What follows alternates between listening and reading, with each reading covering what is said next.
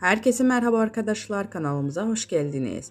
Halit Ergenç ve Bergüzar Korel yurt dışında düzenlenen seçimlerde sandık başına gitti.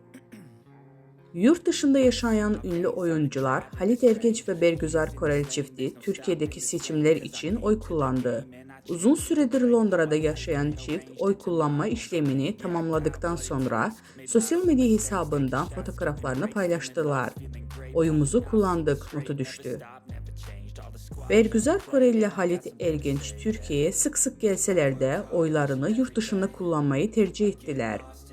Bergüzar Korel Instagram hesabından eşiyle verdiği bir pozun yayınlayarak oyumuzu kullandık ifadelerini kullandı. Bizden bu kadar arkadaşlar. Videoların devamını gelmesini istiyorsanız da kanalımıza abone olmayı unutmayalım. Hoşça kalın.